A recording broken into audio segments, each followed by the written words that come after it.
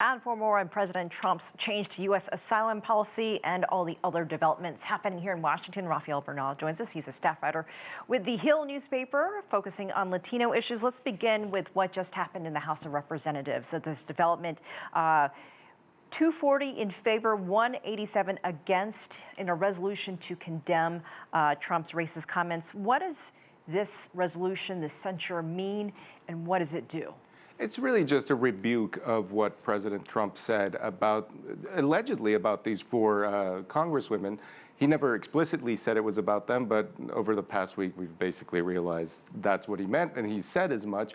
And this rebuke doesn't really have any power to it, but it certainly shows you the division and how the partisan split in Washington is so strong, because you do have, for instance, many Republicans who dislike the way the president expressed himself, but they dislike more the quickness of Democrats to make accusations of racism. And that's a reason, the inclusion of the word racism is a reason that many Republicans voted against this resolution. Right, there were four Republicans who voted with the Democrats. Yes. Talk about the mood on the Hill, because not only do we have this vote, there is also talk of another member of the Democratic Party bringing up impeachment again. Well, Representative Al Green, who's brought impeachment up before, he's said that President Trump is unfit for office, and he's made this argument. He now made this argument again as a point of privilege that members are allowed to make, and put forward a new article of impeachment, a single one. It strengthens the cause for impeachment for those who already wanted it. There's been a few stragglers who were sort of on the fence, who are now jumping on the impeachment bandwagon, but we're definitely not seeing critical mass here. And it's hard to see that without some Republicans and a good measure of moderate Republicans jumping on, that most of the Democratic caucus would follow suit.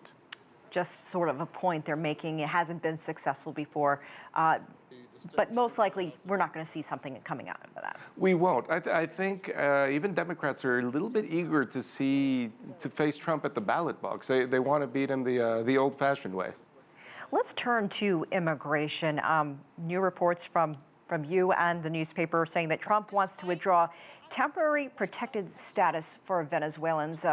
Immigration, a big issue the last several weeks. But what does this mean, and what is he saying here? So a couple months ago, a group of 24 senators, 23 Democrats, and Senator Marco Rubio asked the Trump administration to include Venezuela in its list of TPS designated countries. What that means is Venezuelans that are already here in the United States, they get a work permit, even if they're here illegally, and they don't have to leave until the crisis is resolved in their home country. Now, the Trump administration has been reducing the size of this program, TPS, but at the same time, they've been talking about the crisis in Venezuela. So they're stuck in a little bit between a rock and a hard place. And what the Trump administration did today is they didn't directly say they weren't granting TPS to Venezuelans, but to an explicit question or an explicit request to grant it, they said that they're looking into the situation, which is basically a denial. It's just Trump does not like this program. He thinks it's a temporary program, but it's basically been made permanent for most, for El Salvadorans, for example, have had it for nearly 20 years, and he wants to reduce it, and it's part of his overall immigration plan to reduce it, and it's hard to see if he could ever, include a new country.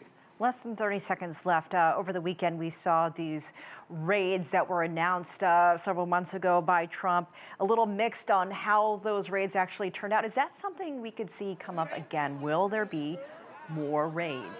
Well, there will be the threat of more raids. There's no doubt about that. There will be increased enforcement. Whether ICE has the capacity to keep a lot of detained immigrants, that's in doubt. So that puts in doubt whether they have the capacity to execute really large-scale raids. Rafael Bernal, always great to hear your take on this very busy Tuesday. Thank you so much. We appreciate it.